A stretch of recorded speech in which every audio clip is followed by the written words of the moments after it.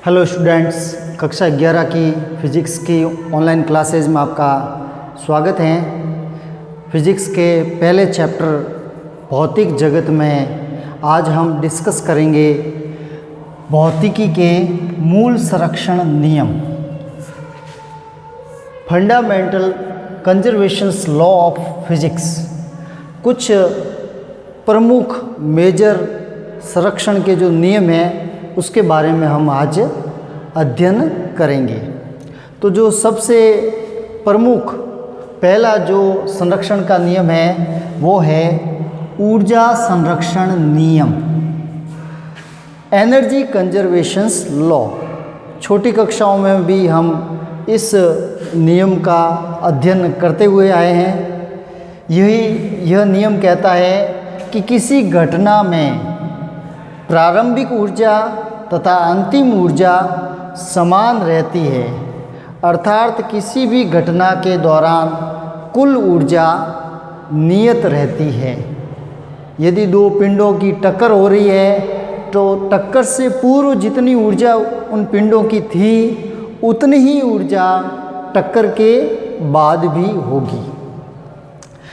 ऊर्जा के बारे में हम ये भी पढ़ चुके हैं कि ऊर्जा को न तो उत्पन्न किया जा सकता है और न ही उसे नष्ट किया जा सकता है।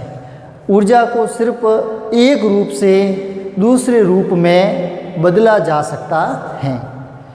सूर्य में भी नाभिकीय संलयन होता है और यह ऊर्जा हमें प्रकाश ऊर्जा के रूप में प्राप्त होती है। इस ऊर्जा को भी हम दूसरे रूप में बदल सकते हैं। अलग अलग हम युक्तियों में भी देखते हैं कि विद्युत ऊर्जा है वो यांत्रिक ऊर्जा में बदल जाती है, या यांत्रिक ऊर्जा विद्युत ऊर्जा में बदल जाती है, विद्युत ऊर्जा प्रकाश ऊर्जा में भी बदल जाती है। जैसे विद्युत बल्ब ट्यूबलाइट में विद्युत ऊर्जा है वो प्रकाश ऊर्जा में बदल जाती है, या पंखे में विद्युत ऊर्जा यांत्रिक ऊर्जा में बदल जाती है। ऐसे अनेकों उदाहरण हमारे सामने हैं।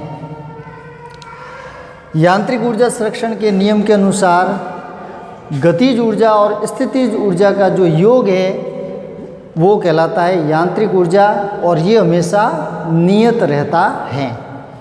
इसी क्लास में आप आगे पढ़ोगे कि यदि हम किसी पिंड को ऊंचाई से नीचे गिराते हैं तो उसकी यांत्रिक ऊर्जा, उसकी गतिज ऊर्जा और उसकी स्थितिज ऊर्जा जो मिलकर यांत्रिक ऊर्जा कहलाती है, ये हमेशा ही नियत रहती है, एक समान रहती है।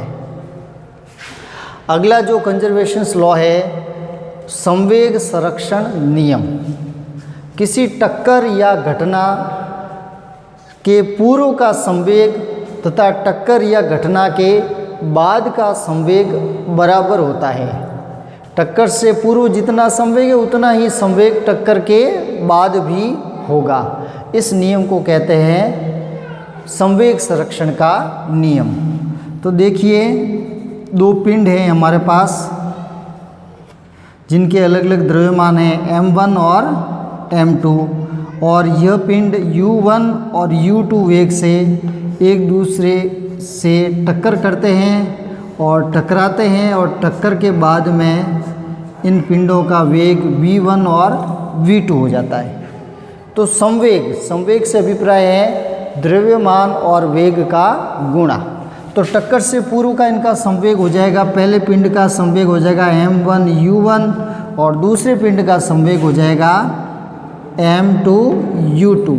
तो कुल संवेग हो जाएगा इसका टक्कर से पूर्व इन दोनों का जोड़ m1 u1 plus m2 u2, और टक्कर के बाद में इन दोनों पिंडों का संवेग हो जाएगा, इस पिंड का संवेग हो जाएगा m1 v1 और इस पिंड का संवेग हो जाएगा m2 v2। तो ये नियम कहता है कि टक्कर से पूर्व जितना संवेग था योग, टक्कर के बाद भी दोनों पिंडों के संवेगों का योग बराबर होता है।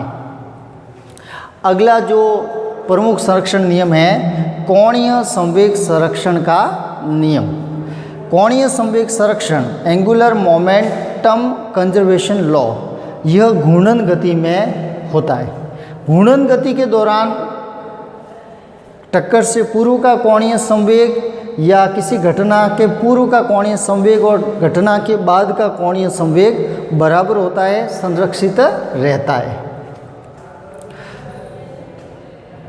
अगला जो संरक्षण का नियम है वो है आवेश संरक्षण नियम, चार्ज कंजर्वेशन लॉ। आवेश को न तो उत्पन्न किया जा सकता है और न ही उसको नष्ट किया जा सकता है। वही बात जो हमने ऊर्जा में कही थी, आवेशों को एक वस्तु से दूसरी वस्तु पर स्थानांतरित किया जा सकता है। जैसे हम अगर घर्षण से किसी एक वस्तु पर आवेश धनात्मक आएगा तो दूसरी वस्तु पर उतना ही आवेश ऋणात्मक होगा और कुल मिला के योग करेंगे तो शून्य हो जाएगा। यानी कि हम कहेंगे कि आवेशों को न उत्पन्न किया जा सकता है और न ही इसको नष्ट किया जा सकता है, सिर्फ इनको स्थानांतरित किया जा सकता है। किसी विलगित निकाय, एक ऐसा सिस्टम जो किसी से जुड़ा हुआ न हो, का कुल आवेश हमेशा ही नियत रहता है, फिक्स रहता है। नाभिकीय व कणीय भौतिकी में, न्यूक्लियर फिजिक्स और पार्टिकल फिजिक्स में कुछ और भी संरक्षण के नियम हैं जो उच्च कक्षाओं में पढ़े जाते हैं, जिसमें प्रचक्रण का संरक्षण, बेरियन संख्या का भी संरक्षण होता है, विचित्रता का भी संरक्षण होता है, ऐसी कई राशियाँ और भी है। लेकिन इस क्लास में हम मुख्य रूप से इन चारों भौतिक राशियों का संरक्षण के नियम को विस्तृत अध्ययन करेंगे। ध्यान रखिए, ऊर्जा संरक्षण, संवेग संरक्षण, कोणीय संवेग संरक्षण और आवेश संरक्षण। Thank you.